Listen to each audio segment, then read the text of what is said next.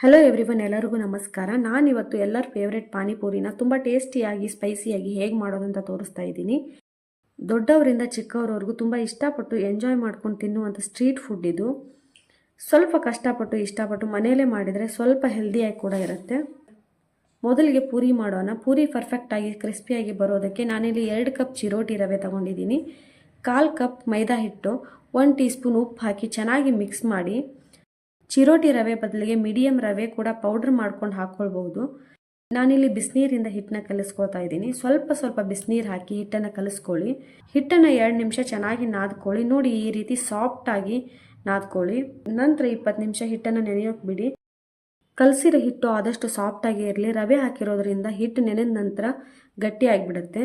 ಹಿಟ್ಟು ನೆನೆಯೋ ಅಷ್ಟರಲ್ಲಿ ಪಾನಿ ರೆಡಿ ಮಾಡ್ಕೊಳ್ಳೋಣ. ಒಂದು ಮಿಕ್ಸಿ ಜಾರಿಗೆ ಕೈ ಹಿಡಿಯೋಷ್ಟು ಕೊತ್ತಂಬರಿ ಸೊಪ್ಪು, ಕೈ ಹಿಡಿಯೋಷ್ಟು ಪುದೀನ, 3 ಹಸಿರು ಮೆಣಸಿನಕಾಯಿ, 1 ಇಂಚಷ್ಟು ಹಸಿ ಶುಂಠಿ ಹಾಕಿ. ಇದಾದಮೇಲೆ ನಾನಿಲ್ಲಿ ಸ್ವೀಟ್ನೆಸ್ಗೆ ಮತ್ತು ಸ್ವಲ್ಪ ಹೆಲ್ದಿ ಆಗಿರಲಿ ಅಂತ ಕಡಲೆಕಾಯಿ ನೆನೆಸೋವಾಗ ಖರ್ಜೂರ ನೆನೆಸಿಟ್ಟಿದ್ದೆ. ಖರ್ಜೂರ ಡೈರೆಕ್ಟಾಗಿ ಹಾಕೋದಕ್ಕಿಂತ ನೆನೆಸ್ಬಿಟ್ಟು ಹಾಕಿದರೆ ಪೂರ್ತಿ ಗ್ರೈಂಡ್ ಆಗುತ್ತೆ. ಬಿಸಿನೀರಲ್ಲಿ ಕೂಡ ನೆನೆಸಿಡ್ಬೋದು, ಬೇಗ ನೆನೆಯುತ್ತೆ. ನಂತರ 1 ನಿಂಬೆಹಣ್ಣಿನ ಗಾತ್ರದಷ್ಟು ಹುಣಸೆ ಹಣ್ಣಿನ ರಸ ಹಾಕೋತಾ ಇದ್ದೀನಿ. ಸ್ವೀಟ್ನೆಸ್ಗೆ ಖರ್ಜೂರ ಹಾಕಿದ್ದೀನಿ, ಆದರೂ 1 ಟೇಬಲ್ ಸ್ಪೂನ್ ಬೆಲ್ಲ ಹಾಕ್ತಾ ಇದ್ದೀನಿ. ಪಾನಿ ಟೇಸ್ಟ್ ಚೆನ್ನಾಗಿರುತ್ತೆ. ಇದೆಲ್ಲವನ್ನು ಈ ರೀತಿ ನುಣ್ಣಗೆ ಪೇಸ್ಟ್ ಮಾಡ್ಕೊಳ್ಳಿ. ಖರ್ಜೂರನ ನೆನೆಸಿಟ್ಟು ಉಳಿದಿರುವಂಥ ನೀರು ಕೂಡ ಹಾಕ್ತಾ ಇದ್ದೀನಿ. ಈ ಪೇಸ್ಟ್ಗೆ 3 ಗ್ಲಾಸ್ ನೀರು ಹಾಕ್ತಾ ಇದ್ದೀನಿ. ಇದೆಲ್ಲವನ್ನು ಒಂದು ಸ್ಟ್ರೈನರಿಂದ ಸ್ಟ್ರೈನ್ ಮಾಡ್ಕೊಳ್ಳಿ. ನುಣ್ಣಗೆ ಪೇಸ್ಟ್ ಆಗದೆ ಇರೋದನ್ನು ತೆಗೆದುಬಿಡೋಣ. ನಂತರ ಇದಕ್ಕೆ ರುಚಿಗೆ ತಕ್ಕಷ್ಟು ಉಪ್ಪು, 1/2 ಟೀ ಸ್ಪೂನ್ ಜೀರಿಗೆ ಪುಡಿ ಹಾಕಿ ಮಿಕ್ಸ್ ಮಾಡಿ ಸೈಡ್ಗೆ ಇಡೋಣ. ಆವಾಗಲೇ ಕಲಿಸಿಟ್ಟಿರುವಂಥ ಹಿಟ್ಟನ್ನು 4ರಿಂದ 5 ನಿಮಿಷ ಚೆನ್ನಾಗಿ ನಾದ್ಕೊಳ್ಳಿ. ಹಿಟ್ಟನ್ನು ನಾದ್ಕೊಂಡ ನಂತರ ಈ ರೀತಿ ಈಕ್ವಲ್ ಆಗಿ ಪಾರ್ಟಿಷನ್ ಮಾಡ್ಕೊಳ್ಳಿ. ನೀವು ಬೇಕಿದ್ರೆ ಇನ್ನೂ ಸ್ವಲ್ಪ ದೊಡ್ಡ ಉರುಳಿ ಕೂಡ ಮಾಡ್ಕೊಳ್ಬಹುದು. ಉರುಳಿಗೆ ಕಾಟನ್ ಕ್ಲಾತಿಂದ ಕವರ್ ಮಾಡಿ ಸ್ವಲ್ಪ ಹಿಟ್ಟು ಉದುರಿಸ್ಬಿಟ್ಟು ಎಲ್ಲ ಕಡೆ ಸಮನಾಗಿ ಲಟ್ಟಿಸ್ಕೊಳ್ಳಿ. ಸ್ವಲ್ಪ ತಿಕ್ಕಾಗಿ ಲಟ್ಟಿಸ್ಕೊಳ್ಳಿ. ಈ ರೀತಿ ಒಂದು ಸ್ಮಾಲ್ ಬಾಕ್ಸಿಂದ ಅಥವಾ ಬಾಕ್ಸ್ ಕ್ಯಾಪಿಂದ, ಚಿಕ್ಕ ಟೀ ಕಪ್ಪಿಂದ ರೌಂಡ್ ಶೇಪ್ ಪೂರಿ ಮಾಡ್ಕೊಳ್ಳಿ. ಪೂರಿ ಪರ್ಫೆಕ್ಟಾಗಿ ರೌಂಡ್ ಆಗಿ ಬರುತ್ತೆ. ನೋಡಿ, ಈ ರೀತಿ ಪೂರಿ ತಿಕ್ಕಾಗಿರಬೇಕು, ತೀರಾ ದಪ್ಪ ಕೂಡ ಇರಬಾರ್ದು. ಪೂರಿ ಹಾಳೆನ ಲಟ್ಸಿದ ನಂತರ ಒಂದು ಕಾಟನ್ ಕ್ಲಾತ್ ಮೇಲೆ ಬಿಡಿಯಾಗಿ ಹಾಕಿ ಪ್ರತಿ ಸಾರಿ ಕ್ಲಾತ್ನ ಕವರ್ ಮಾಡಿ. ಲಟ್ಸೋದಾದ ನಂತರ ಒಂದು ಬಾಣಲೆಗೆ ಎಣ್ಣೆ ಹಾಕಿ, ಎಣ್ಣೆ ಚೆನ್ನಾಗಿ ಕಾಯಿಸಿದ ನಂತರ ಒಂದೊಂದಾಗಿ ಹಾಕಿದ ತಕ್ಷಣ ಉಬ್ಬಕ್ಕೆ ಸ್ಟಾರ್ಟ್ ಆಗಬೇಕು. ಆ ರೀತಿ ಎಣ್ಣೆ ಕಾಯಿಸಿರಬೇಕು.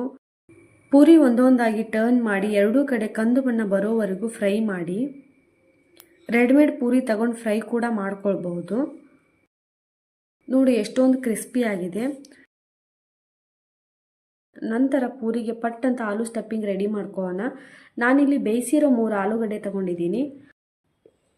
ಆಲೂಗಡ್ಡೆನ ಸ್ಮ್ಯಾಶರಿಂದಾನೋ ಅಥವಾ ಕೈಯಿಂದಾನೋ ಸ್ಮೂತಾಗಿ ಸ್ಮ್ಯಾಶ್ ಮಾಡ್ಕೊಳ್ಳಿ. ಸ್ಮ್ಯಾಶ್ ಮಾಡ್ಕೊಂಡ ನಂತರ ರುಚಿಗೆ ತಕ್ಕಷ್ಟು ಉಪ್ಪು, 1/2 ಟೀ ಸ್ಪೂನ್ ಜೀರಿಗೆ ಪುಡಿ ಮತ್ತು 1 ಟೀ ಸ್ಪೂನ್ ಮ್ಯಾಂಗೋ ಪೌಡರ್ ಹಾಕಿ, 1 ಟೇಬಲ್ ಸ್ಪೂನ್ ಕೆಂಪು ಮೆಣಸಿನಕಾಯಿ ಪುಡಿ ಮತ್ತು ಚಿಕ್ಕದಾಗಿ ಕಟ್ ಮಾಡಿರುವಂಥ ಈರುಳ್ಳಿ, ಸ್ವಲ್ಪ ಕೊತ್ತಂಬರಿ ಸೊಪ್ಪನ್ನ ಹಾಕಿ, ಆವಾಗಲೇ ರೆಡಿ ಮಾಡಿ ಇಟ್ಕೊಂಡಿರುವಂಥ ಸ್ವಲ್ಪ ಪಾನಿ ಕೂಡ ಹಾಕಿ ಚೆನ್ನಾಗಿ ಮಿಕ್ಸ್ ಮಾಡಿ. ನಂತರ ನೆನೆಸಿ ಬೇಯಿಸಿರುವಂಥ ಕಡಲೆಕಾಯಿ ಮತ್ತು ಬಟಾಣಿ ಹಾಕಿ ಲೈಟಾಗಿ ಮಿಕ್ಸ್ ಮಾಡಿ. ಮ್ಯಾಂಗೋ ಪೌಡರ್ ಬದಲಿಗೆ ಸ್ವಲ್ಪ ಲೆಮನ್ ಜ್ಯೂಸ್ ಕೂಡ ಹಾಕ್ಕೊಳ್ಬಹುದು. ಪೂರಿಗೆ ಆಲೂ ಸ್ಟಫಿಂಗ್ ರೆಡಿ ಆಯಿತು. ಆವಾಗಲೇ ರೆಡಿ ಮಾಡಿ ಇಟ್ಕೊಂಡಿರುವಂಥ ಪಾನಿಗೆ ಸ್ವಲ್ಪ ಚಿಕ್ಕದಾಗಿ ಕಟ್ ಮಾಡಿರುವಂಥ ಈರುಳ್ಳಿ, ಕೊತ್ತಂಬರಿ ಸೊಪ್ಪು ಮತ್ತು ಸ್ವಲ್ಪ ಖಾರ ಬೂಂದಿ ಮತ್ತು 1-2 ನಿಂಬೆಹಣ್ಣಿನ ಸ್ಲೈಸ್ನ ಹಾಕಿ, ಐಸ್ ಕ್ಯೂಬ್ನ ಹಾಕಿ ಮಿಕ್ಸ್ ಮಾಡಿ ಟೇಸ್ಟ್ ಮಾಡಿ ನೋಡಿ, ಸೂಪರ್ ಆಗಿರುತ್ತೆ. ಒಂದೊಂದಾಗಿ ಪೂರಿ ತಗೊಂಡು ಒಂದು ಸೈಡ್ ಪೂರಿನ ಬ್ರೇಕ್ ಮಾಡಿ ಅದಕ್ಕೆ ಸ್ವಲ್ಪ ಆಲೂ ಸ್ಟಫಿಂಗ್, ಸ್ವಲ್ಪ ಖಾರ ಮಿಕ್ಸ್ಚರ್, ಸ್ವಲ್ಪ ತುರಿದಿರೋ ಕ್ಯಾರೆಟ್, ಬೀಟ್ರೂಟ್ ಹಾಕಿ ಮೇಲೆ ಪಾನಿ ಹಾಕಿ ಪಾನಿಪುರಿ ಸವಿಯಿರಿ. ತುಂಬಾ ಸ್ಪೈಸಿಯಾಗಿ ಸ್ವೀಟಾಗಿ ಸೂಪರ್ ಆಗಿದೆ. ಒಂದು ಸಾರಿ ಟ್ರೈ ಮಾಡಿ. ಔಟ್ಸೈಡ್ ಪಾನಿಪುರಿ ತಿನ್ನೋದನ್ನು ಬಿಟ್ಬಿಡ್ತೀರಾ. ನೀವೇ ಅವಾಗವಾಗ ಈ ಥರ ಮನೇಲಿ ಮಾಡೋಕ್ಕೆ ಸ್ಟಾರ್ಟ್ ಮಾಡ್ತೀರಾ. ಒಂದು ಸಾರಿ ಟ್ರೈ ಮಾಡಿ, ಕಮೆಂಟ್ ಮಾಡಿ. ಈ ವಿಡಿಯೋ ಇಷ್ಟ ಆದಲ್ಲಿ ಲೈಕ್ ಮಾಡಿ, ಶೇರ್ ಮಾಡಿ. ಇದೇ ಮೊದಲು ವಿಡಿಯೋ ನೋಡ್ತಾ ಇದ್ದರೆ ಲೈಕ್ ಮಾಡಿ, ಶೇರ್ ಮಾಡೋದ್ರ ಜೊತೆಗೆ ಸಬ್ಸ್ಕ್ರೈಬ್ ಕೂಡ ಮಾಡ್ಕೊಳ್ಳಿ.